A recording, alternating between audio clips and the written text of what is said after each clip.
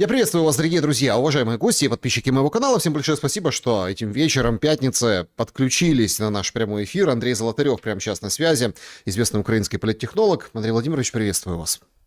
Добрый вечер, Александр, добрый вечер, зрители. Да, всем большое спасибо, что поддерживаете, что ставите лайк, подписывайтесь на Золотарева на YouTube, поставьте, отметьте, что вы здесь были, напишите хороший, добрый комментарий. Работает без света, Андрей Владимирович. Тяжелейшая ситуация, да, и о ней сегодня тоже будем говорить, по стране. Интересные новости приходят по фронту со стороны Российской Федерации. Там сегодня был отчет такой очень и очень духоподъемный, да, ну а у нас о фронте забыли все, у нас все судят Тимошенко.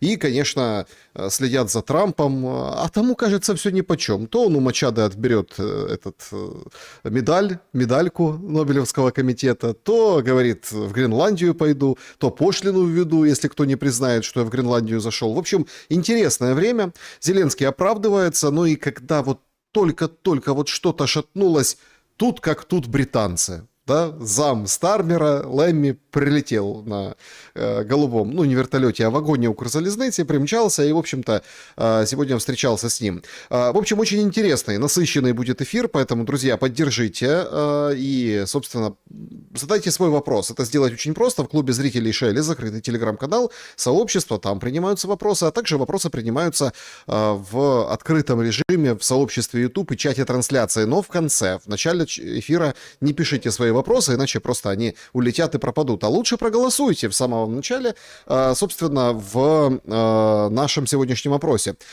Где у дела Тимошенко ноги растут? Вот такой вопрос незамысловатый. Варианты ответов. От самой же Юли, потому что пиар просто бомбовый. Ну, кто там помнил Юля, Тимошенко, там, что она там решала в этом парламенте? А тут, представляете, люди как по десятке, то ли в месяц, то ли за раз, слуг покупает. Ничего себе, вот это там и на делишки воротит. А она сегодня еще заявлений кучу сделала. Второй вариант. Из офиса Зеленского, это такие комбинации к выборам. Сейчас Зеленский, за ним очень интересно наблюдать, он со всеми встречается. Кубраков последний был, до этого Стерненко, Притула, Залужный, в общем, Кулеба. Всех на чаек к себе зовет. Причем странные какие-то формулировки расплывчатые. Чего вдруг? Третий вариант. Из Соединенных Штатов Америки. Это такая многоходовка, чтобы Зеленского устранить. Ну, то есть парламент окучить, и, собственно, нет опоры на парламент. Парламент под контролем американцам. Сказать Зеленскому: все, допрыгался. Ну, например, да, вот такой вариант. И еще один вариант. Ноги растут из того места, как и дела со светом и вообще в стране. То есть голосуйте, уважаемые зрители. Очень интересно будет в конце, собственно, ваш результат подсчитать. Что думаете, Андрей Владимирович? Откуда вообще эта история? Знаете, вот за эти дни появилось несколько версий. Первая о том, что это, дескать, партия войны торпедирует всех, кто смог бы коммуницировать с Путиным, с Кремлем. Вот таким вот образом выбивают, вспоминают скороходы и так далее. Разумеется, в ход идет также то, что таким образом пытаются устаканить ситуацию, унять слишком буйных в Верховной Раде, тоже не без оснований. И третье – это то, что все-таки образовалась, обратите внимание, так называемая антизеленская коалиция, и я подозреваю, что она движется к большинству, но она торгуется с Владимиром Александровичем за вкусные и привлекательные места, судя по назначению Федорова, не без успеха. А вот те, кто пытается выстраивать свою игру, интриговать, естественно, не ко двору, и учитывая то, что вот это дело, не скажу, что это белыми нитками, но в состязательном судебном процессе оно бесперспективно, потому что налицо умысел, но не доведенный до конца, и любой юрист, адвокат расскажет о том, что в суде оно посыпется. Тем более, когда там этот Копытин заявился в НАБУ, по-моему, 9 января, а неотложные следственные действия были одобрены 7 января. То есть, как-то концы с концами не сходятся. И то, что подозра по Тимошенко была санкционирована специализированной антикоррупционной прокуратуры еще в ноябре, тоже о многом говорит. Поэтому, я думаю, здесь все-таки политическая версия, сбивают. Сбивают таким вот, мне нечего путаться под ногами. Но как все делается у нас, это делается через известное место. Ну, как и в Европу, через, ну, вот, и это. Хотя вот предпоследнее тоже, ну, как бы, тут все очень заметно, то, что да, возможно, трансфер власти пройдет через Верховную Раду, и в феврале, я думаю, нас ждут такого рода события. Ну, маємо те, що маємо, як казав наш перший президент Леонід Кравчук, Леонід Макарович. От, Я заметил, Андрей Владимирович, заметил, что многие аналитики и даже паблики, уважаемые, ну как в кавычках, издания, они говорят, что, слушайте, зря вообще тронули Тимошенко. Конечно, конечно. Ну, то есть, а то, что она превратила вот это заседание суда в собственный пиар, безусловно, однако она же там фактически, ну, борцом с режимом, фашистским фактически режимом заделалась. То есть, смотрите, когда они голосовали вместе за все, когда они, ну, понятно, да, то есть там под властью, когда ни слова, ни полслова против, в принципе, она была, ну, неинтересна сама по себе. А тут, представляете, у нас оказывается фашистский режим, по словам Тимошенко. Ну, и известно, что Юлия Владимировна за словом в карман не лезет. И да, многие те, которые там всё, на бабе Юле стали ставить крест, нет. Ну, один из любимых образов Юлии Владимировны Тимошенко еще 30-летней давности – это птица Феникс. Вот и на эмблеме громады нечто похожее, пернатое было изображено. Ну, в те времена, тем более, там, помните, Александр Валентинович Турчинов крутился вокруг Юлии Владимировны, то есть э, придавал вдохновение. Но не раз Юлию Тимошенко хоронили, политически хоронили, но она очередной раз воскресала из небытия. Более, ну, и в очередной раз набирала политический. Так может быть и в этот раз, хотя да, у нее, я этого не скрываю, хотя многие начнут рассказывать, ну, ты пиаришь Тимошенко, поскольку 30 лет тому назад работал с ней, когда проходила первая избирательная кампания в Верховную Раду в Брянецком избирательном округе. Это было очень давно. Ну, за 30 лет очень много времени. Ну, что Нет, это есть, безусловно, ну давайте да, так, да. Что смотрите. есть, то есть, и Юля вернет сторицей. Просто тут интересно, а как ее, ну, собственно, поймали? Ее же развели, ее же... Тут, что у меня ну, вызывает вопрос, обычно она никогда не вела. То есть были люди, доверенные лица в окружении, и деньги в руки она не брала. Как правило, это была миссия, возможно, на доверенных людей. И то, что вот этот шепот, ну, э, знаете, это к делу не пришьешь. Ну, хотя для НАБУ это, как мы видим, тут трудно не согласиться. Понятно, что нынешнюю молодежь, разговор о том, что НАБУ инструмент внешнего управления и контроля со стороны партнеров уже не возбуждает, это неинтересно.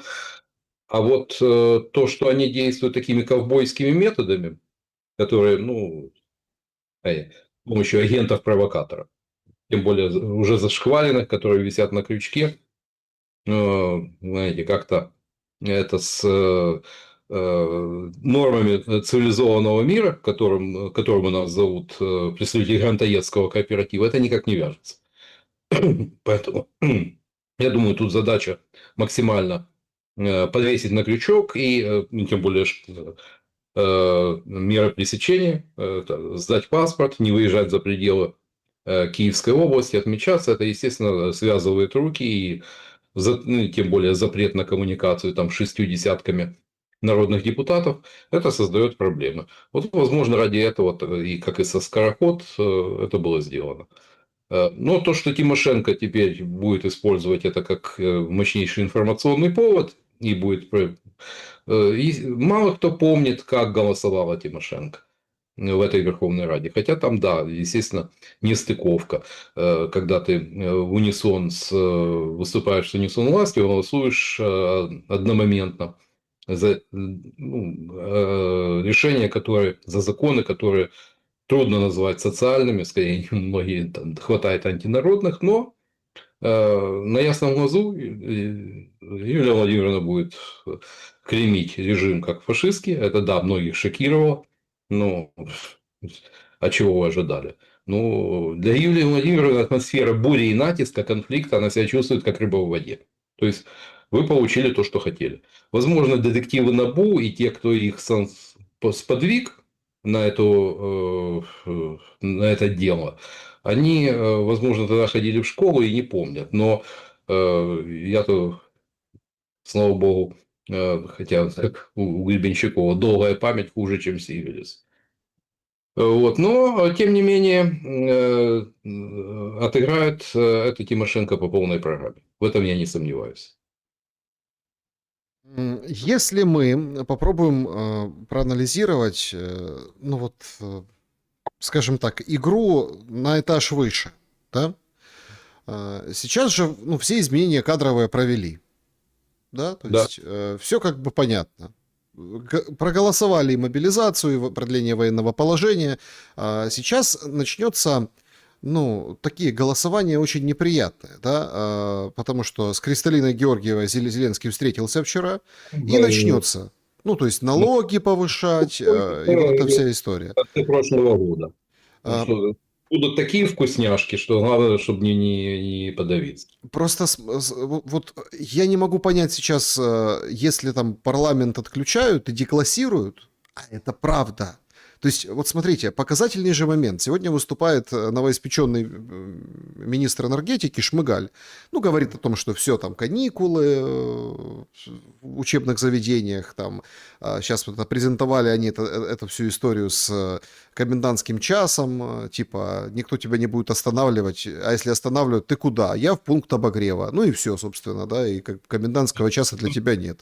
А, например, а что там у тебя? ТРЦ, торгово-развлекательный центр, а там пункт обогрева, поэтому все бизнесы будут как бы обзаводиться пунктами обогрева, если это возможно, да, для того, чтобы чуть ли не круглосуточно работать. Ну, такие правила. Вообще, конечно, такие действия власти, они выглядят как мертвому припарке, это понятно. Катастрофа нависла очень серьезная, но, смотрите, там в Раде вообще ни души, вообще, такое ощущение, что одна безуглая, и там еще горстка каких-то сидели его слушали. Важнейший же вопрос, жизнедеятельность страны, министр энергетики, выбранный только что, ну, переназначенный Шмыгаль, а от депутатов как корова языком слезала. Итальянская забастовка. Что было движущей силой и мотивацией депутатов? Конверт. Конверты. Конверты закончили, ну, приостановили на определенное время. Ну, соответственно, и исчезла мотивация к плодотворному труду у нашего депутатского корпуса. Ну и тем более вот эти э, турбулентности внутри самой Верховной Рады. Ведь что там осталось? 5 мандатов до кончины монобольшинства. Понятно, депутаты это прекрасно ощущают то, что зеленый проект уже идет на политическое кладбище, а кто окажется, вот судя по тому, вы говорили, а с кем встречался Зеленский, а вот свистать всех наверх, то есть, по сути, те, с кем будет дружить и работать Зеленский, если получится то, что он хочет. Те политические силы, которые он намерен привести в Верховную Раду. Да, некоторые экс-народные депутаты написали про то, что про грядущего хама. Ну, это уже свершилось. Поздно пить боржоми, тем более.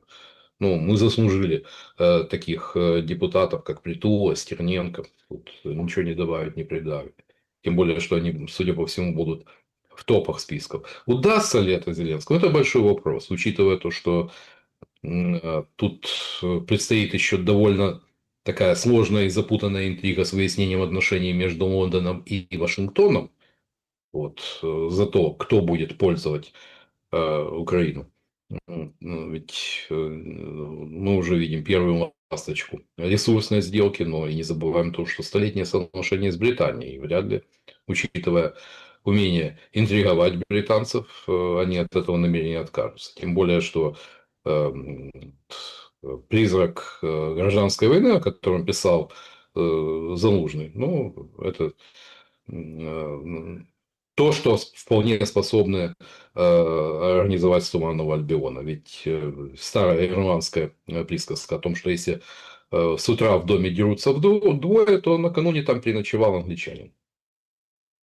То есть сталкивать, устраивать конфликты британцы умеют очень давно, столетние история, поэтому скучно не будет, к сожалению.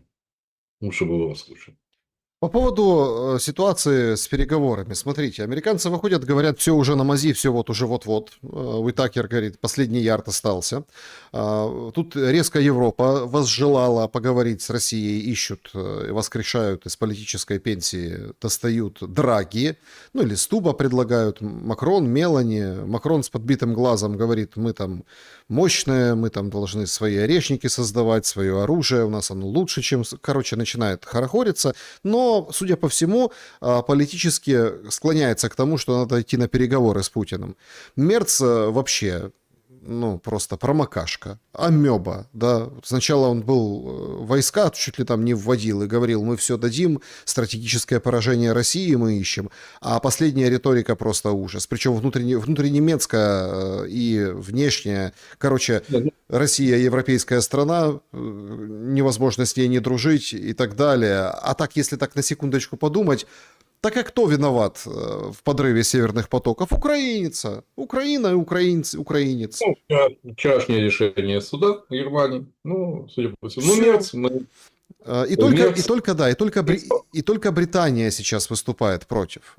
Скажите, все вроде подходит к этому какому-то разрешению. Даже Петр Павел сегодня приехал из Чехии и говорит, без уступок не получится. Зеленский говорит, мы не тормозим, мы наоборот хотим, Россия тормозит. Риторика понятна. Но кажется, что в этот момент вот опять все-таки наигрывает, собственно, на британскую сторону поля политические очки Зеленский, и, судя по всему, проскользнет и выскользнет из этих клещей, которые составило сейчас время.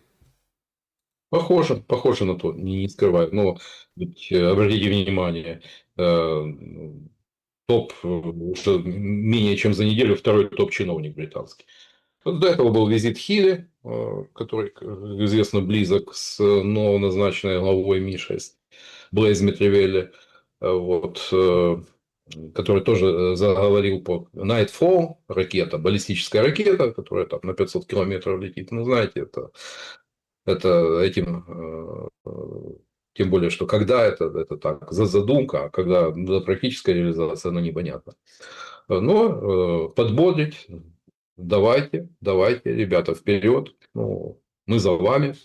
Ну, тут все совершенно. И теперь визит Лэми. Поэтому англичанка будет играть. И, судя по всему, вот,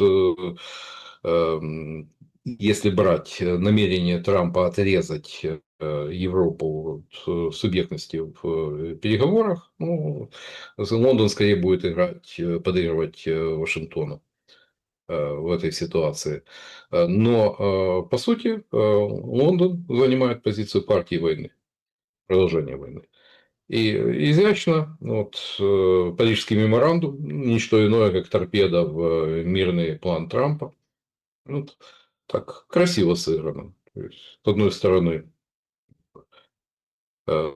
атлантическая солидарность, с другой стороны, кажется, глобалистские интересы никто не отменял. И здесь Лондон выступает не как та сила, которая стремится быстрее закончить войну. И да, и, кстати, мы забыли о Путине, вот вчерашнее его заявление о том, что, ну, это как раз тот момент, когда в очередной раз, да, мы готовы, мы хотим мира, но на наших условиях. И те цели, которые мы вылезали, в любом случае мы достигнем военным или дипломатическим путем. Все предельно четко расставлено.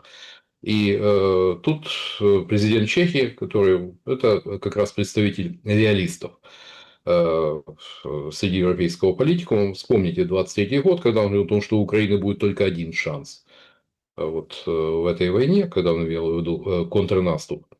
Но, к сожалению, этот шанс не был использован Украиной. Он был, по сути, ситуация была проиграна. И, ну, дальнейшее, по-моему, совершенно очевидно. Затягивание же войны, ну, кстати, сегодня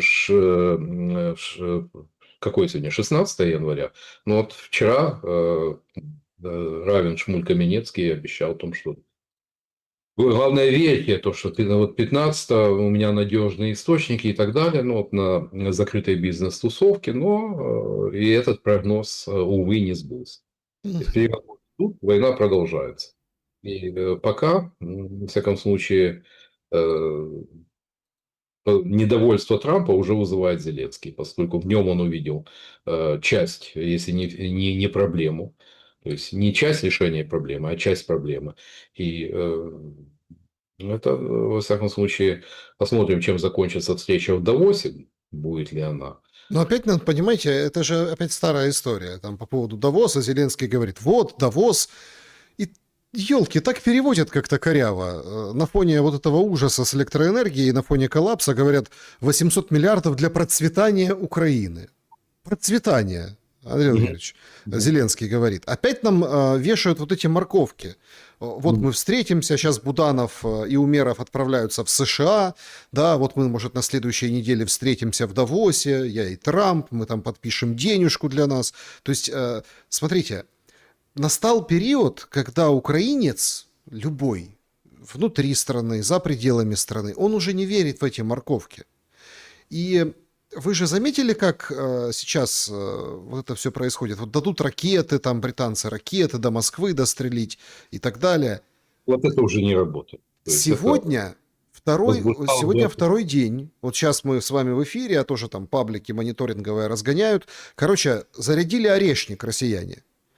Они его опять непонятно чем зарядили, то есть боевой частью, без боевой частью. То есть третий орешник обещали прошлой ночью и, видимо, будет как бы этой ночью.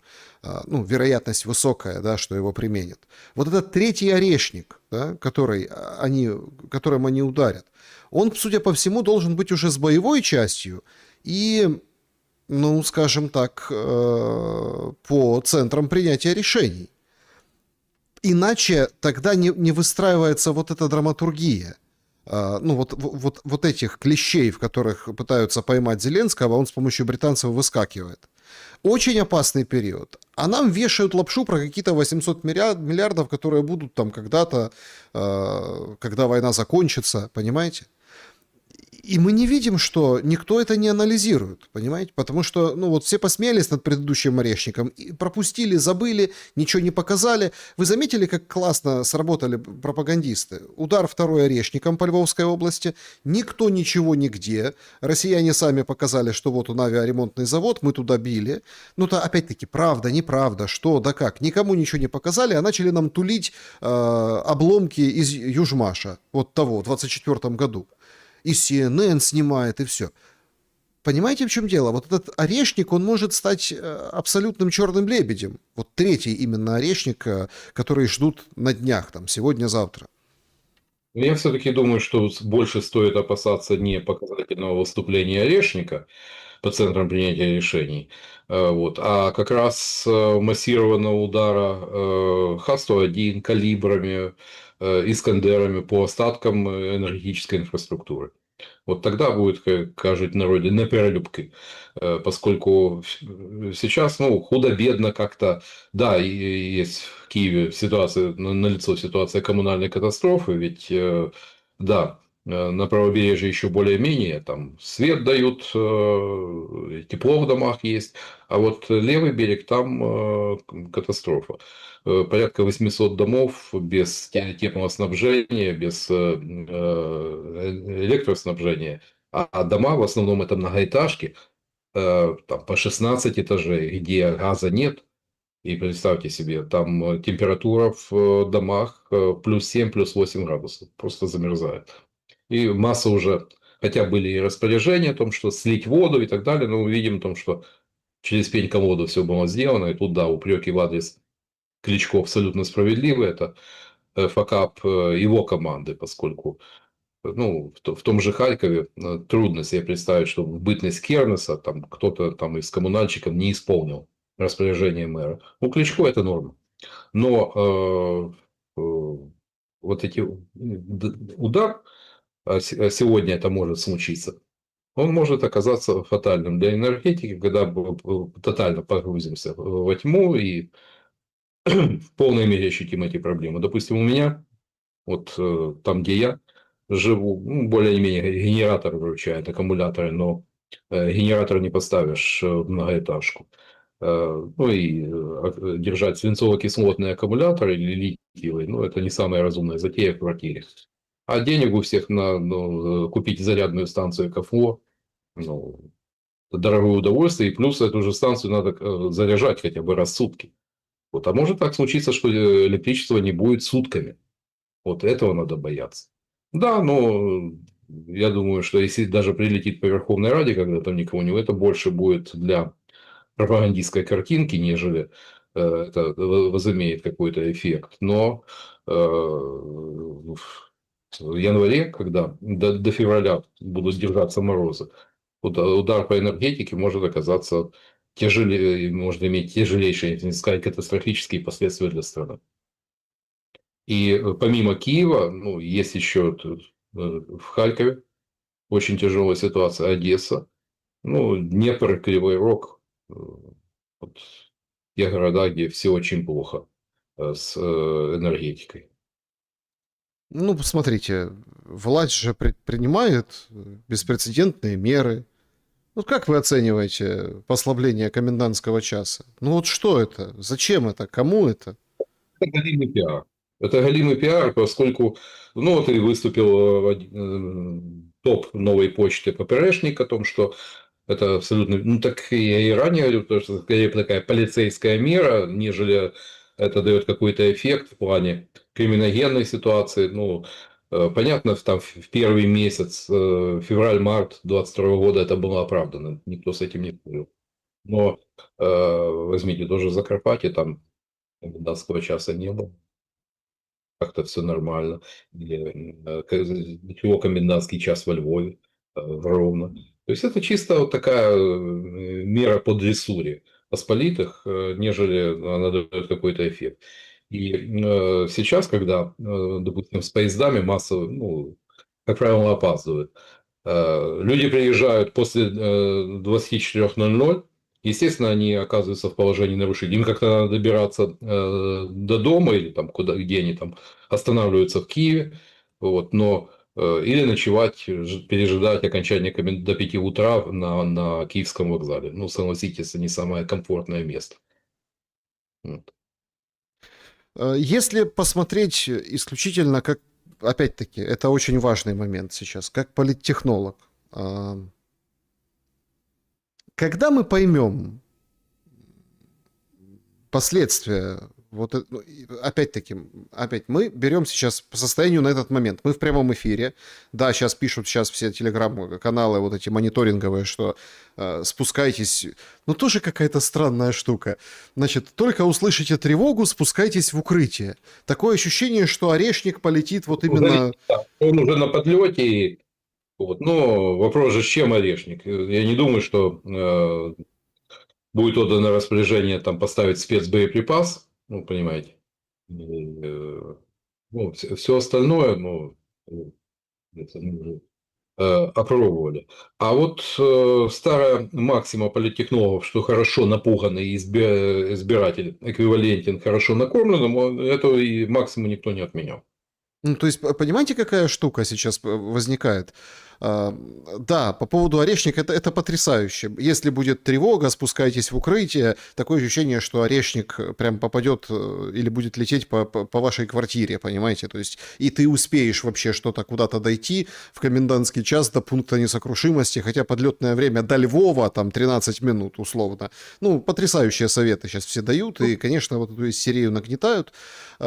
Тут в другом вопрос. Смотрите, нам вот эту кормежку украинцам заменили на вот этот вот страх.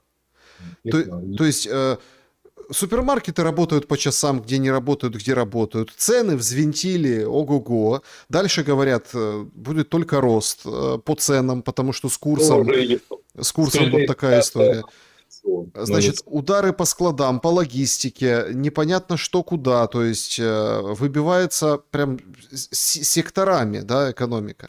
Но все следят за Юлей, все там следят за Орешником, все, в общем-то, всех призывают донатить, никуда, в общем-то, не денешься. И, в общем, сидеть, мерзнуть. И мне так нравятся эти публикации. Лучше в темноте и в холоде, чем под российским флагом. Ну вот, прям такая, это сейчас тренд такой. Причем там откроешь соцсети, а это обычно там из Италии кто-то пишет. Ну, это, знаете, чем дальше от линии фронта, тем более яростнее, агрессивнее. Да, Вот, вот, и, вот все-таки мой да. вопрос. Какими мы выйдем из этой черной зимы? Кажется, что уже не выйдем прежними. Вот к чему я подвожу. Мы уже с февраля 22 года точно не будем прежними. А эта зима, она только усугубит то, что и так было. То есть, агрессии, нетерпимости в обществе, конфликтности станет на порядок больше. То есть, люди, к сожалению, добрее друг к другу не станут. Люди не станут слышать человека с иным мнением и будут относиться к нему скорее как врагу, как к коллаборанту и так далее. Поэтому ничего хорошего от этой черной зимы я не жду. Но, знаете, было время подготовиться. У того же Кличко 3 года было, чтобы подумать о том, как подстелить соломку. Но что сегодня имеем? Из 2000 мегаватт, которые ежесуточно потребляет Киев электроэнергии, ну, даже со всеми экстренными мерами, в лучшем случае мы имеем там половину. Это означает то, что надежда, то, что с наступлением тепла вот ситуация нормализуется, вот как было в 2022-2023 году, увы, это призрачно. И ладно, сейчас все-таки минус, там через неделю чуть-чуть там попустит, не такой жесткий мороз будет, но летом, я думаю, там же тоже пики потребления электроэнергии. Вот как когда в холодильнике все портится, там, это сейчас там 5-6 часов холодильник спокойно держит, а летом 5-6 часов и все потекло. Поэтому легче, увы, не будет. Пусть там меня там обвиняют в пессимизме, там, в кликушестве, но вспомните, что я говорил, о том, что зима будет, да, жесткой, тяжелой, о том, что к этой зиме у нас не готовы. Ну, что мы сейчас и видим, к сожалению. Как вы думаете, вот я просто более в таком, как бы, вашем профессиональном, да, ключе спрашиваю. То есть украинцы будут готовы принять любой мир, каким бы похабным он ни был. Украинцы готовы будут избрать того, на кого укажут перстом. Ну, например, Зеленский скажет: я устал, я ухожу, а вот кабинет, вот, например, там, не знаю, Буданов или Залужный или еще кто-то, вот типа мой преемник, да, он будет руководить, пока ситуация не наладится, выборы там, ну, выборы. То есть, Да. смотрите, тут же вопрос, опять очередной тест, драйв, да, вот этих красных линий общества. Что я имею в виду? Пониженная вообще, вот потребности пониженные у людей до предела. Хлеб, там, вода, кирпич на газовой горелке, чтобы согреться. То есть абсолютно. Они, ну, как все думают о том, чтобы выжить. Как спастись, чтобы был бензин. Если бензин, то за ним очередь на заправку, ближайшую под Киевом, например. Да? То есть надо выстоять, надо помнить. И вот тут что Не везде, делать? потому Что что у нас делать с тоже этим? нагоняют. Что делать с этим тестом, понимаете? Ну, Тестом электоральным. очень просто, ну, учитывая то, что не нулевая вероятность того, что такие вынуждены будут пойти на тяжелые условия прекращения войны, естественно, это чревато протестами. А люди, занятые выживанием, как правило, на Майдан не выходят. На Майдан выходят, когда люди хотят жить еще лучше. А вот когда люди заняты выживанием на уровне витальных потребностей, ну, не до протеста. Да, ну, и идет такая довольно последовательная кампания по закошмариванию, ну, по превращению украинцев в стадо оленей. Ну, вот как с этими супермаркетами. Ведь как раз когда на этой неделе пошла информация о том, что закрываются супермаркеты, вот я проехался по Житомирке. Да, Сельпо закрылось. Но это был единственный супермаркет, который вот из 5 2 АТБ работало нормально, 2 форы работало, мегамаркет работал.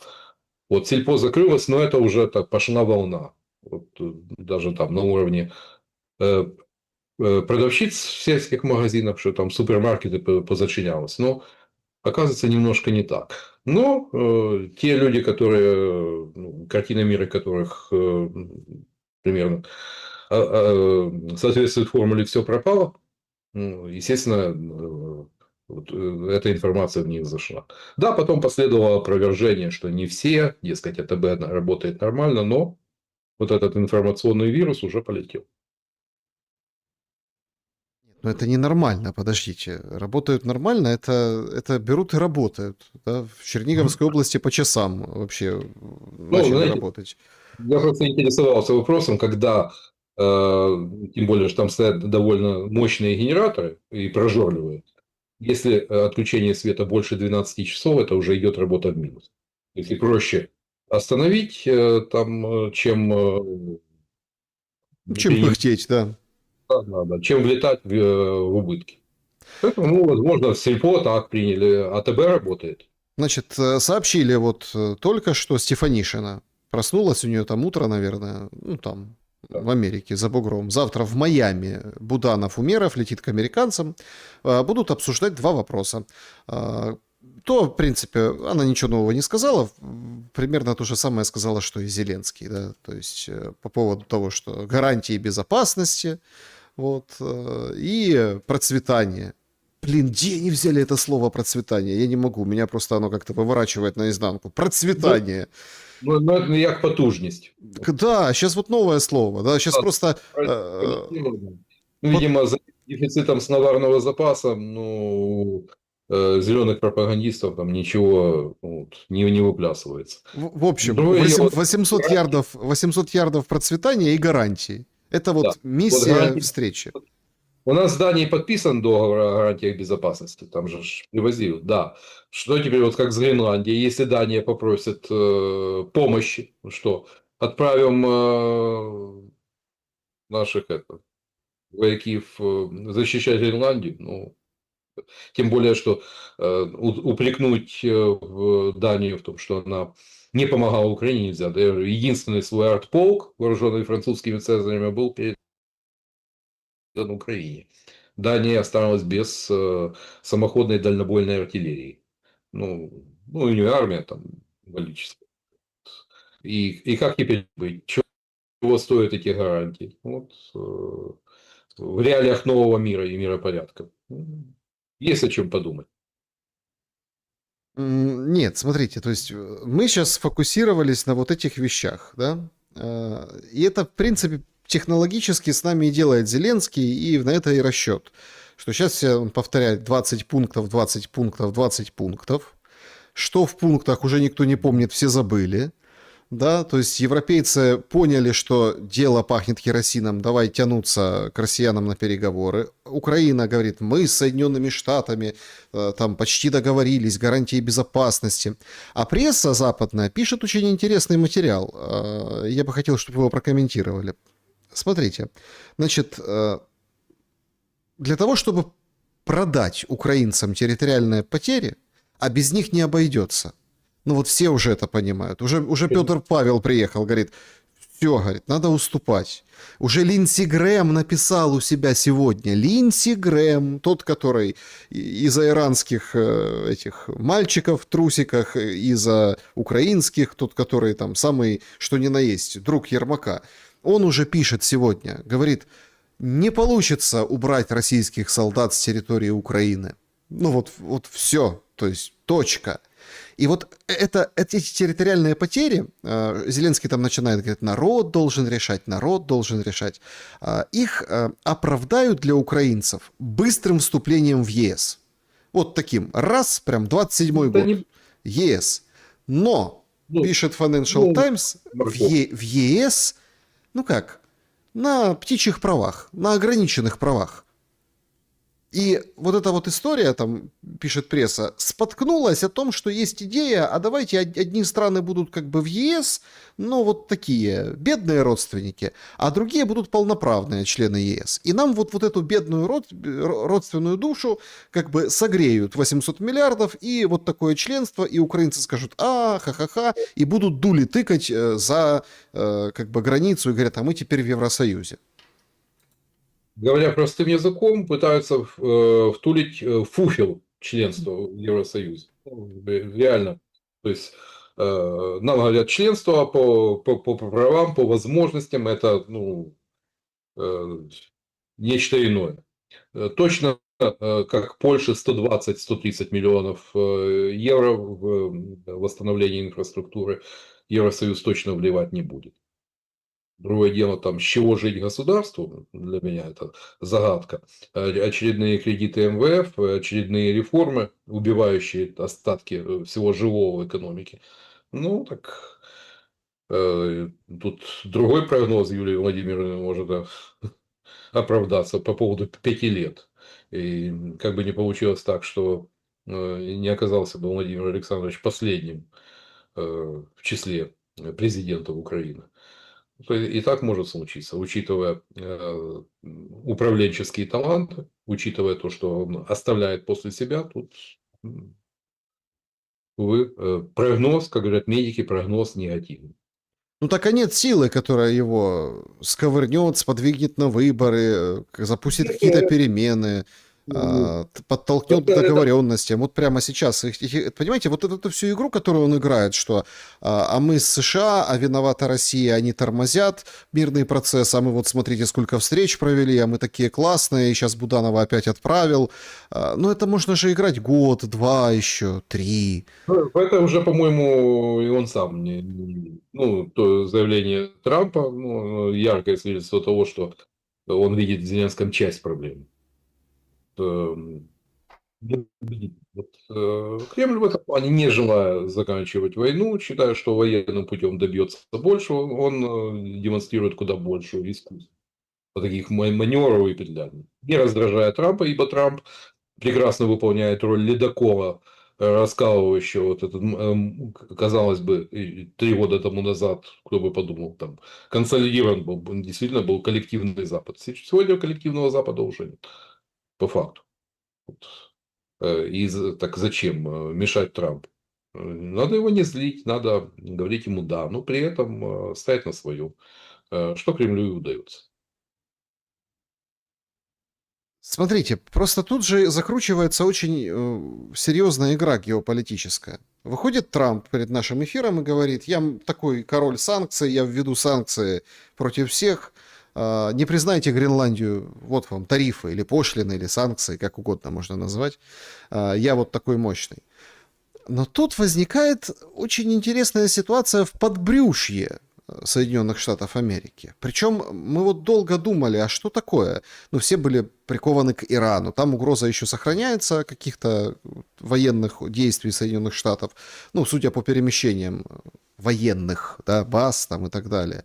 Но, судя по всему, как бы протесты подавили, Аятолла устоял. Судя по всему, пока вот так, да, то есть, ну и Трамп говорит, а что они уже не убивают никого, не будем никуда лезть.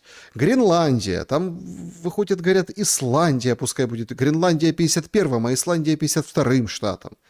Но тут внезапно Китай и Канада подписывают новое соглашение с прицелом на безвизовый въезд для китайских граждан, сообщает официальный сайт премьер-министра Канады. То есть тут, понимаете, настолько вот это вот как в шашках, да, вот настолько эти фигурки близко. И ты понимаешь, что погодите. Так Канада же должна присоединяться к Соединенным Штатам Америки. Но там решили играть немножко другую игру. Точно так же и сегодня Путин созванивается с Нетаньяху и президентом Ирана. То есть тоже такая челночная, мало подсвеченная, но дипломатия. То есть закручивается гораздо более интересная мозаика и картина на фоне вот этих окриков Трампа или такой бравады.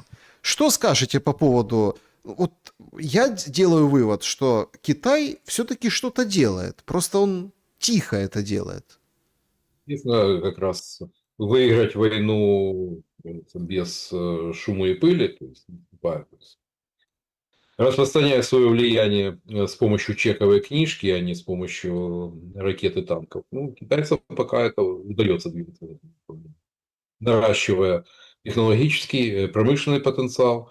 Ну, как бы там ни было, Китай, это 20 лет тому назад это было 4% мирового ВВП, сегодня 18%. Да, до тех позиций, когда у Соединенных Штатов было 40% мирового ВВП, еще довольно далеко, но тем не менее Китай довольно стремительно развивается. Кстати, это камень в огород нашим декоммунизаторам. Ну, знамя у них красное, дедушку Мао чтят, ну, и как бы, коммунистическая партия у власти, а страна демонстрирует феноменальные темпы экономического роста. Да, возразят, что там, конечно, присутствует элемент и скажем так, очковтирательства, но реально, посмотрите, Латинская Америка. Там присутствие экономическое присутствие Китая видно невооруженным. Африка. 100 портов в 83 странах мира. Это китайцы. И да, другое дело то, что Венесуэла – это камень в огород Китая. Так или иначе, поскольку Венесуэла рассчитывалась за те деньги, полученные от Китая, рассчитывалась нефтью. Да, тяжелая венесуэльская нефть, она такая модная как битум, но тем не менее Китаю китайской экономике не крайне нужен. Это ресурсы экономики. Вот еще и с Ираном. Это на минуточку, это если Венесуэла первая по запасам, разведанным запасам нефти, Иран это третья страна. И кроме того, Иран это треть, 30-40% там разнятся цифры нефти, которую покупает Китай. Да, венесуэльскую нефть вполне может заместить Россию. А вот если с Ираном бы получилось, вот это была бы действительно такая, это был бы сильный ход против КНР.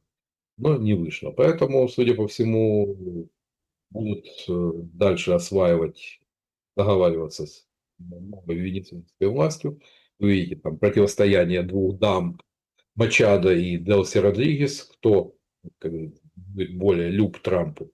Та уже готова отдать ему медаль Нобелевского лауреата, учитывая гипертрофированное эго Трампа, то, что его, конечно, это уязвило, что какая-то там венесуэльская оппозиционерка, но не он. Вот. Но мне так кажется, все-таки, учитывая то, что в Катаре Делси Родригес, когда велись переговоры по Венесуэле, но она, похоже, нашла общий язык с американцами, и как раз тому же нефтяному лобби она вполне приемлема. Я думаю, что все-таки больше шансов не у Мачада, а у Делси Родригес оказаться у руля этой страны. И, естественно, вопрос будет стоять о миллиардных инвестициях в нефтяную отрасль Венесуэлы. Там, правда, существуют свои проблемы, как это, сколько лет оно будет отбиваться, да, и куда, но это может, учитывая не фентанил, китайский фентанил, не кокаин из Колумбии, а именно венесуэльская нефть стала первопричиной того, что произошло с Николасом Мадуро.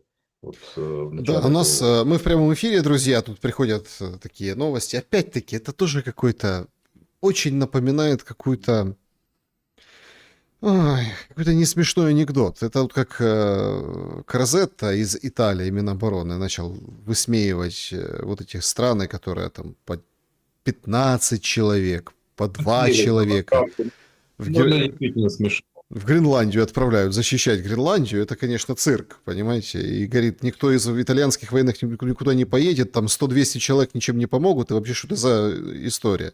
Вот мне такой же фарс напоминает спецоперация информационная. Ну, мы посмотрим, там, подтвердится, не подтвердится. Помните, 2 дня назад Кадыров был при смерти? Почки отказали, вот это вот Мгм. все. Ну, Ну, то есть, что-то вот... и путь холодильники и так далее. Ну, это Те, кто свидетели профессора Соловьева.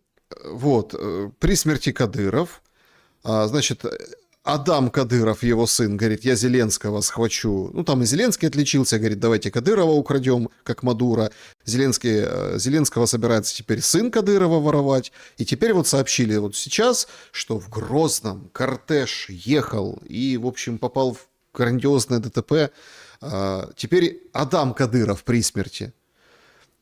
Сначала сообщили, что там мог быть рядом и отец, да, потом сказали, да нет, другой там чеченский чиновник. Ну, короче, все вот это вот в катастрофах, все при смерти, все вот это, и это все вот это подается, мусолится и, скажем так, вбрасывается, да, и смакуется.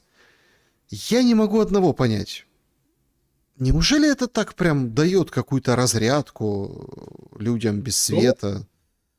ну, вот отвлечение – это спин. То есть, чтобы обсуждали не то, почему сидим без света, в силу каких причинно-следственных связей, а чтобы обсуждали там, что с Кадыровым, там действительно у него почки отказали. Ну, вид у него действительно нездоровый, абсолютно нездоровый. Но, опять же, вот постоянное вкидывание дезы, ну, оно рано или поздно это становится очевидно, что водят за нос, дурачат, выбрасывают постоянно ложную информацию, естественно, вот как этот генерал СВР, не сайт, телеграм-канал. Ну, естественно, потерял аудиторию, поскольку стало очевидно то, что системно занимается дезинформацией. Ничего удивительного в этом нет. Естественно, пытаются переключить внимание. Но я скажу, если говорить о Чечне, ну, в отличие от Кадырова-старшего, вряд ли Адам сумеет стать таким преемником, как Кадыров выступил в качестве преемника своего отца, который погиб в результате теракта на Грозненском стадионе. Скорее, вот все-таки надо обратить внимание на фигуру Адама Делимханова. Вот, ну, он более, скажем, мне кажется, у него больше шансов оказаться главой Чечни. Но пока как бы констатируем факт в том, что пока главой остается Кадыров. Кто бы что ни говорил. Да, значит, ну что, свежий Трамп, свежий пост, только что опубликованный. Я очень уважаю тот факт, что все запланированные повешения, которые должны были состояться вчера, более 800 из них, были отменены руководством Ирана. Спасибо, написал Трамп. Так они там сейчас скоро подружатся, созвонятся с Хамини, скажут, у нас был фантастический разговор. Ну, вешать будут не по 800, а по 8, там, ну, растянут по времени. В Иране это просто. Подгоняют подъемные краны, там по 3-4 человека за раз. Ну, такие порядки. Другое дело то, что, знаете, вот, за что зацепиться? Убивают протестующих, ну теперь уже не убивают, кончилось. Ну, иранские официальные лица заявили о том, что это специально израильтяне инспирировали, чтобы поднять бунт против власти, занимались убийством. Ну, за что зацепиться там? Вот это как с Гренландией. Мы хотим там поставить вот эту систему ПВО золотой купол. Вот, да, у Трампа есть склонность к такому цыганскому стилю роскоши. Вот и систему ПВО золотой купол. Почему? Что мешает использовать? Там, во-первых, база аэрокосмической разведки в Туле. Ну, не в Туле российской, а в Туле. Потом другая авиабаза Питтуфик в Гренландии и 5000 американских военнослужащих на этих двух базах. При том, что население всей Гренландии там 57 тысяч человек, из которых 90% это эскимосы, коренные жители. В той же Исландии также есть американская военная база еще с времен царя Гороха. Ну, моряки Советского военно-морского флота помнят, том, что откуда вылетали патрульные американские орионы с авиабазы Кефлавик, которые пытались отслеживать советские атомные подводные лодки, которые выходили в океан. То есть, возможно, с точки зрения защиты США, то есть противоракетная оборона у американцев есть все возможности. Но, видимо, это публично заявляемая цель, там, система «Золотой купол», а что-то другое, такая прикрытая, реальная, настоящая цель, ради чего Трамп покусился на вот этот принадлежащий Дании остров. Да, значит, друзья, давайте подведем итоги нашего сегодняшнего опроса. Всем большое спасибо, что смотрите этим вечером пятницы. Проголосовали вот так люди. Где у дела Тимошенко ноги растут? 12% от самой же Юли. Пиар просто бомба. Такая прямо сейчас включится. Тигрица, тигрюля. Значит, 19% из Соединенных Штатов Америки просто многоходовка, чтобы устранить Зеленского. В чем многоходовка? Чтобы, ну, в общем, разбить парламент в пух и прах и, в общем, ну, короче, взять его под контроль и Зеленского выбить из седла. 28% из офиса Зеленского, это комбинации к выборам, они там готовятся, судя по всему, потому что, еще раз повторю, тяжелейший период для страны. Зеленский открыл для себя даже такой формат работы, как селектор, представляете? Селектор. Это должно всех как бы мобилизовать. Он никогда раньше не проводил селекторы, а так, представляете, главы регионов. Как у Путина, слушайте.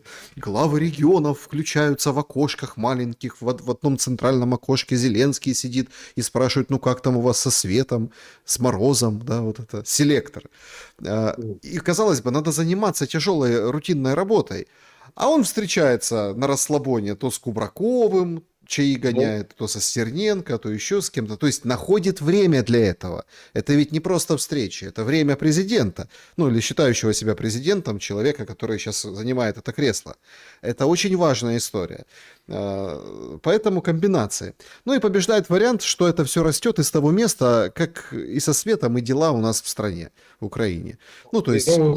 Этому шоу с селектором и прочими там встречами, как говорится, Зеленский собирает друзей. Этому шоу точно аплодировать украинцы не будут.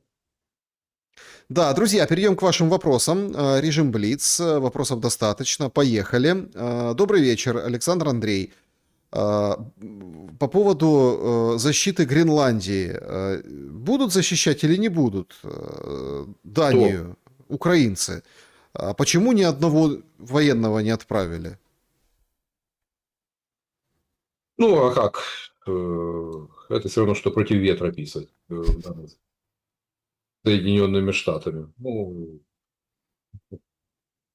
и как или с британцами. Слишком крепкие завязки. А вот здание, да, неудобно получается.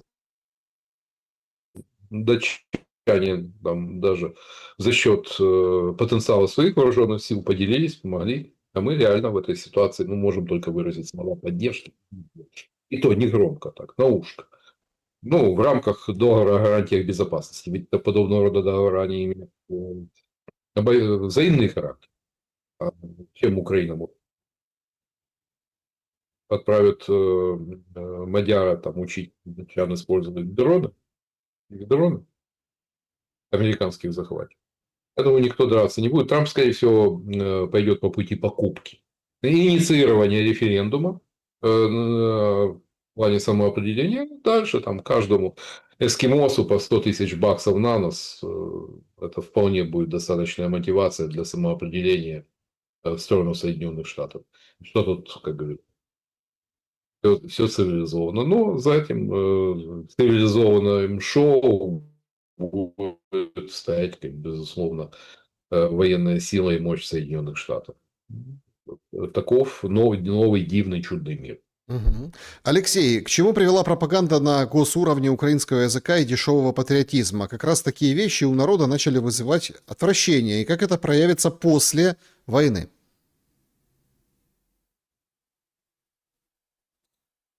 Вот. А после этого проявится в том, что вот перманентный срач и натравливание украинцев друг на друга это стало такой хорошей народной традицией. Кончится снизить на градус внешние угрозы. Если война уйдет на второй план, на первый план как раз выйдет сведение счетов. Кто? Ты уклонист, ты коллаборант, ты там москворот и так далее. Но будем говорить так, о том, что фактически наша власть выступила контент-мейкером для российской пропаганды. И надо сказать о том, что там уже додумывать ничего не надо. Ну, я не удивляюсь, если, допустим, тем же одесситам сегодня все равно, чей флаг над мэрией. Ну, так надо было, как говорится, до основания затем. Дерибасовскую переименовать, не только памятник Пушкину, там убрать Дюка Ришелье, никак это Россия. Чиновник имперского. Так, синдром безголовья. Поэтому миссия очень многих бьющих себя в грудь и называющих себя патриотами Украины как раз сделать сильнее все то, чем они на словах борются. Так, значит, следующий вопрос. Андрей, ваш анализ часто показывает всю сложность, порой мрачную реальность мировых внутренних процессов. На этом фоне возникает у многих чувство бессилия. Вопрос, а есть ли смысл что-то делать? В связи с этим хочу спросить в вашем личном опыте. Первое, как справляетесь с выгоранием, когда кажется, что цинизм побеждает, что является для вас мотиватором, якорем, который не дает все бросить. И второе, насколько, по вашему мнению, реалистична цель построить в Украине по-настоящему справедливое и процветающее государство? Спасибо за ответ. В нынешних конкретных условиях с нынешними персонажами политической мизансцены это нереально. Поскольку, кого мы видим, потенциальные соискатели гетьманской булавы, они дважды два не сложат в экономике. А стоит банальная простая задача. Государство не на что жить будет. Сегодня в условиях войны мы не закрываем даже половины расходов государства. Я думаю, после войны ситуация будет не лучше экономически. Даже с учетом, кто будет инвестировать в страну, где постоянно меняются правила игры, где беспредел, имеет место беспредел силовиков, продажность судей. Поэтому тут пока на горизонте таких фигур, которые взвалили бы на себя такую ношу, я не вижу. А что касается вопроса с выгоранием, старайтесь меньше пребывать в этом информационном потоке. Как говорил профессор Преображенский, не читайте советских газет. Так ведь никаких других нет, так и никаких других не читайте. Вот, поэтому занимайтесь, мастерите что-нибудь в гараже или там гуляйте в парке, где-то можно в лесу. Хотя у нас формально запрещен там грибной промысел после войны в Киевской области, но тем не менее гулял этой осенью. Домашнего любимца. Как раз собака занимает очень много времени, и она прекрасна. С собакой надо найти общий язык гораздо легче. Это точно. Да. Значит, добрый вечер, Александр Андрей Владимирович. Инвестиционный фонд из Техаса, Noble Capital, подал иск в Федеральный суд США против России с требованием выплатить примерно 225 миллиардов, якобы связанных с облигациями Российской империи 16 года. 1916-го.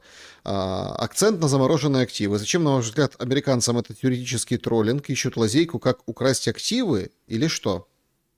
По сути, ситуация с активами такова. В Украине их никто не передаст. Но и надежда на то, что они вернутся владельцев, тоже иллюзорна. То есть отдавать их России никто не собирается. Но это такой, да, правильный термин, юридический троллинг. Понятно, что правопреемственность Российской империи, это может тянуться годами и без результата. Это примерно как поляки требуют репарации от Германии во Второй мировой войне.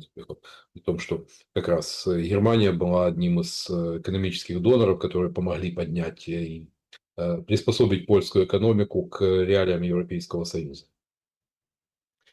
Значит, Николай реагирует, пишет. Почитал новости из Венесуэлы, и слезы душат. Какие мы все-таки лохи. Ребята там бизнес мутят, президентов продают, а мы, как последние лошары, отдаем своих людей бесплатно, да еще и с приданым. Украинская загадка 5-летней давности. Зашел президентом, вышел резидентом. Это точно. Так, Станислав, согласно данным налоговой, среднемесячная структура получателей дохода 25 год выглядит так. 6,1 миллиона человек получали выплаты выше минимальной зарплаты. 323 тысячи человек работали ровно за минималку, 8 тысяч гривен.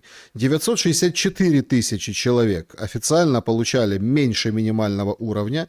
Это получается, что где-то 7,5 миллионов платят налоги, в том числе и работающие пенсионеры. Вопрос у этого уравнения задает Станислав. Так а сколько нас осталось? Вот в том-то и дело, что это уравнение не бьется. Ну, как минимум, чтобы прокормить, ну, если отталкиваться от официальных цифр пенсионеров и детей нетрудоспособных, ну, надо как минимум, чтобы у нас было 12-15 миллионов налогоплательщиков, людей трудоспособных. Их сейчас в наличии нет.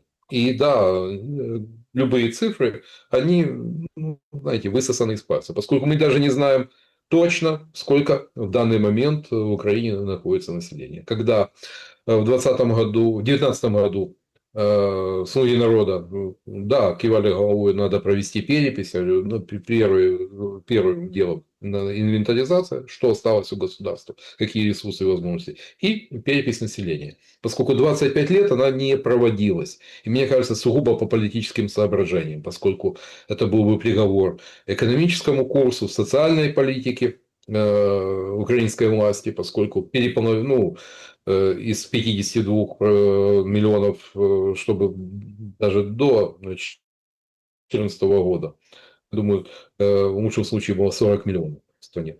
Но это без войны такие потери, это нонсенс. Я думаю, перепись бы показала еще более ужасающие цифры. Поэтому провели эрзац перепись, такую фейковую перепись имени Дубилета Джуниора. Вот, по этому, по-моему, или по сим-картам, или, ну, в общем, полное фуфло. И радостно отрапортовали. Но реальной переписи не было. Это важнейший показатель для планирования экономической и социальной политики. Но, тем не менее, этого, как я говорю, по вполне очевидным политическим причинам никто 25 лет уже не делает. Было бы желание, нашлись бы и деньги, и организационные возможности. Так, значит, вот такой вопрос. Андрей, всех зачистили, нет никого, кроме Зеленского. Но не он будет главной фигурой выборов. Вопрос, для кого чистят поляну? Ну, допустим, для британцев вполне приемлемый и Зеленский, и Залужный. А вот учитывая то, что тот же Джей Ди Венс, мягко говоря, не любит ну, и Ермака, и Зеленского. То есть, понятно, ну и Дональд Фредович теплым чувствами испытывает Владимир Александрович. Поэтому, возможно, как раз сюрпризы, возможно, с американской стороны. А решать эти вопросы американцы умеют. Ну, достаточно вспомнить президента Вьетнама Ngo Дinh Диема, Южного Вьетнама, у которого были прекрасные отношения с Кеннеди. И ему казалось, что, ну, как говорится, дело в шляпе, все нормально, то есть Штаты будут помогать. Но у него не сложились отношения с послом Соединенных Штатов Америки в Южном Вьетнаме. Ну, чем это обернулось? Заговором военных и физической ликвидацией Нугиньема и его брата. Кстати, режим был точно так же, вот, сходство коррумпирован, репрессии по отношению к буддистам, поскольку Нугиньем был католиком, кадры хроники того времени, буддийские монахи, которые самосжигали за скинобор. Но вопрос был решен. И, естественно, Вашингтон вынужден был это принять как данность.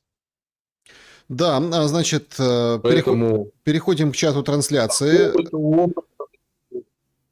Да, что-то у нас со связью, да, все-таки как бы... Да, связь плавает, ну, понимаю же, в какое время живем. Или товарищ майор Да, тут подглушивают немножко у нас Андрея Владимировича, причем и по объективным, и не пойми бог по каким другим причинам.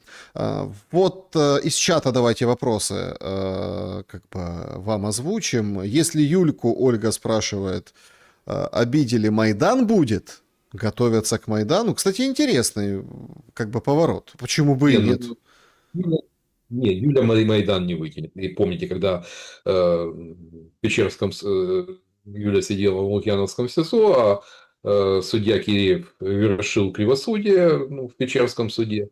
Ну да, было, ну, как говорится, постоянный перформанс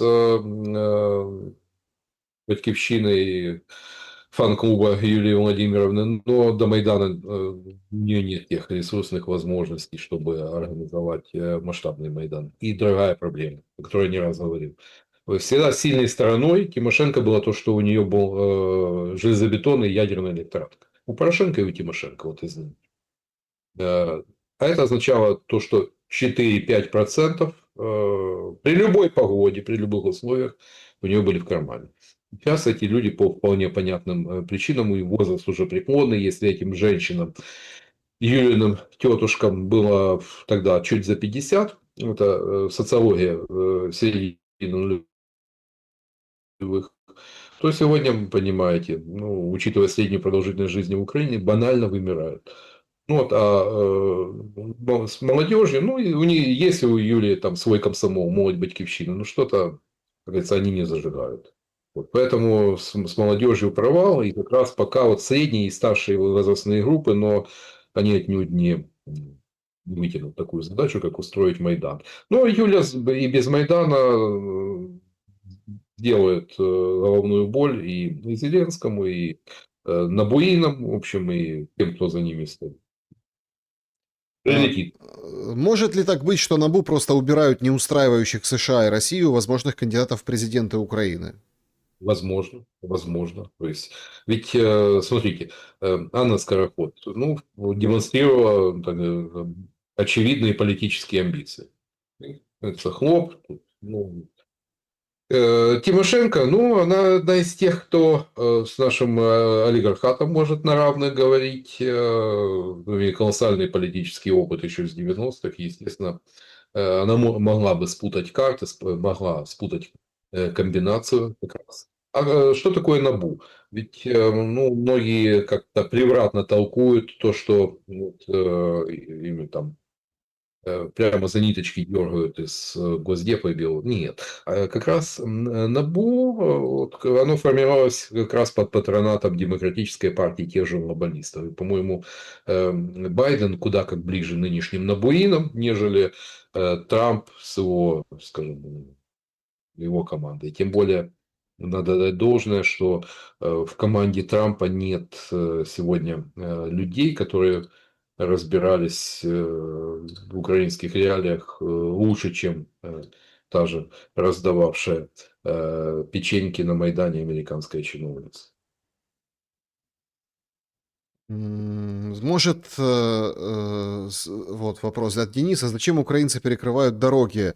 Своим же хуже делают, с России скопировали. Ну, в России работает, типа царь, не дай бог, увидит, узнает, и тогда всем кирдык. Да, это так, чтобы привлечь внимание, абсолютно верно. Это такой эмоциональный стихийный протест, который ничего, понимаете, вот к энергетикам, ну, при том, что вот сейчас сидим мы без света, работает генератор, но рука не поднимется кинуть камень. Вот что делают все, что могут. Я видел, как и на этих неполноприводных машинах в снежное поле там гребут и как, пытаются сделать все, что могут в условиях ну, погодного катаклизма. И, вот, но, знаете, если системно, энергосистема годами эксплуатировалась, и делались те капиталовложения, которые надо было делать на протяжении 30 лет, а так снимались просто сливки, то удивительно, что она и наладан дышала и без российских ракет. Ну, а теперь, с учетом этого фактора, все намного грустнее и тяжелее. Значит, вопрос. На чем основана уверенность британцев в своих силах? Как они смогут растолкать США и европейцев в продвижении своего кандидата? Эта уверенность, она базируется на том, что у британской дипломатии, в отличие от американской, она более, скажем, э, опыт столетий. То есть британская дипломатическая школа, ну, американская намного моложе, они намного прямолинейнее, не так искусные, не так умеют плести интриги. Плюс сюда еще и собственно, британские разведслужбы, тоже МИ-6, колоссальный опыт. И умеют, и, как говорится, и на крючок посадить, и вербовать, и влиять. Поэтому вот как раз руками британской дипломатии и МИ-6 вот это влияние будет реализовываться. И посмотрите, как все красиво получается. Пойдет Зеленский, ну, окей, он устраивает. Пойдет Залужный, тоже устраивает. Э, остается Зеленский, ну, Залужного отрядят нести партийный флаг на выборах в Верховную Раду там, через год. То есть у них как бы пока все ну, более-менее складывается. В отличие от мечущихся здесь американцев, британцы более изощренные системы. Спрашивают по поводу ТЦК.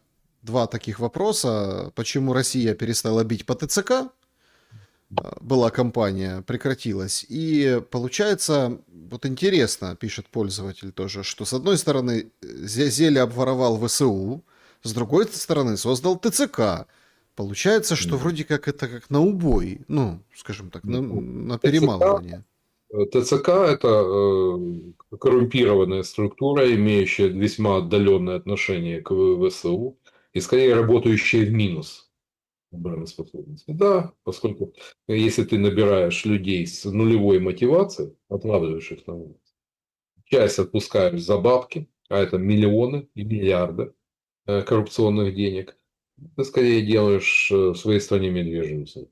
Только из учебок уходит, ну, новоназначенный Федоров, 200 тысяч СЗЧ. Я думаю, дезертиров у нас уже хорошо за 400. 200 тысяч, это о них Бойко писал еще, по-моему, в конце 23-го, начале 24-го года. А сейчас, я думаю, эта цифра кратно больше. Вот. И как раз в этом немалая заслуга работы, ну, Цикунов. То, что Россия не бьет, но это из пушки по воробьям. Один-два там показательных выступления, там попадания, вот кампания прошла, но оно тем более ночью в ТЦК разве что находятся там дежурные, вот эти отловленные люди, которые, как говорится, вообще люди часто задают вопрос, а что с ними будет потом? Потом, ну, необходимо будет так или иначе двигаться к амнистии этих людей, поскольку Амнистию ТЦКшникам? посадить каждого, ну, у нас в местах лишения свободы чуть больше 100 тысяч мест. Это что, строить концентрационные лагеря? Ну, у нас все возможно, конечно, но я думаю, что, скорее всего, пойдут по пути амнистии. Да, что-то у нас со связью, собственно, не лады, да, вот выбивает. Все-таки, понятное дело, в каких условиях находится Андрей Владимирович. Друзья, я всех призываю поставить лайк, сделаю маленькое объявление о том, что там около, ну, где-то через час, да, немножко с вами пошумим, поэтому далеко, как говорится, от Ютуба, от канала не отходите.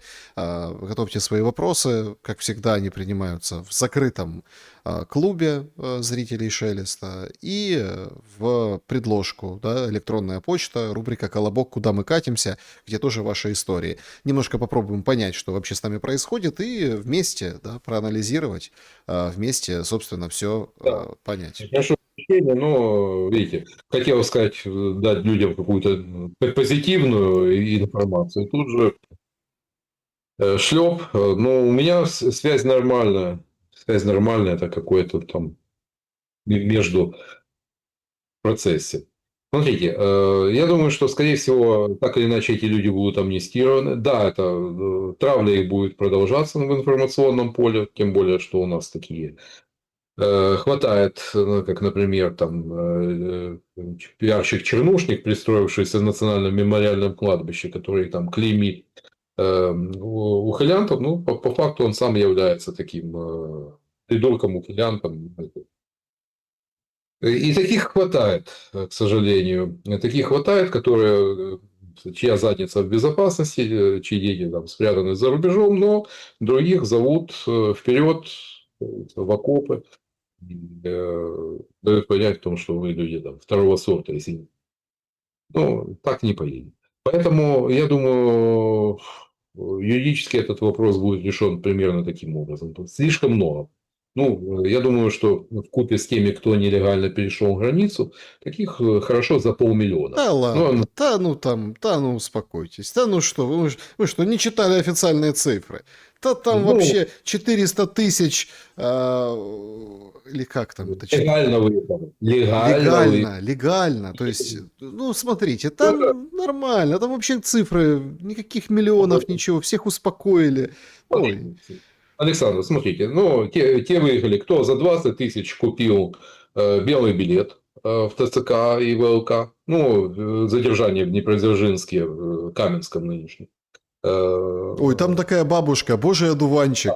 Бабушка Божий одуванчик, но у него 300 000 баксов на минуточку. Это так, это захолустный промышленный центр. Вот. А не говорю так про такие жирные города, как Днепр, Одесса, Харьков, там понятно, что 300 000 это детишкам на молочишко.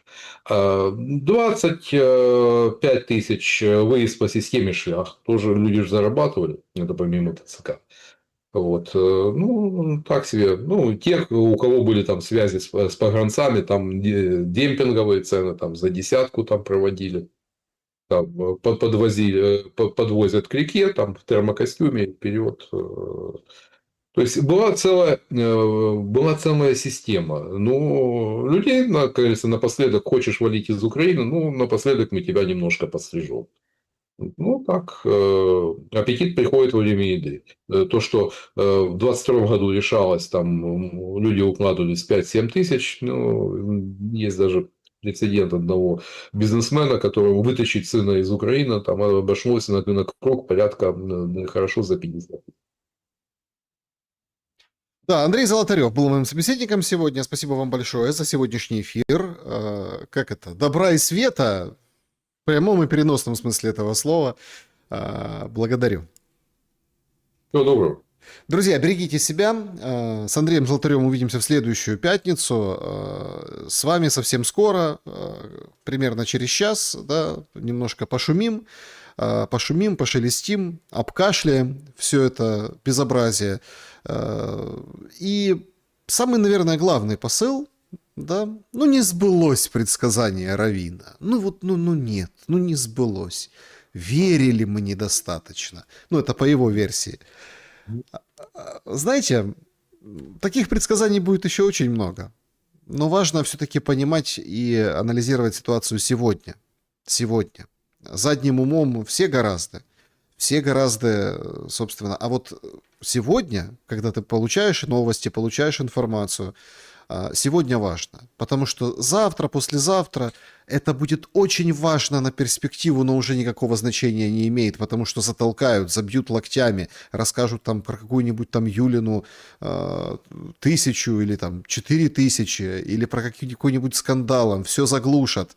А мы все упустим. Но ни в коем случае не опустим, если вы подпишетесь. Поэтому подписывайтесь. Андрей Золотарев, Александр Шелест.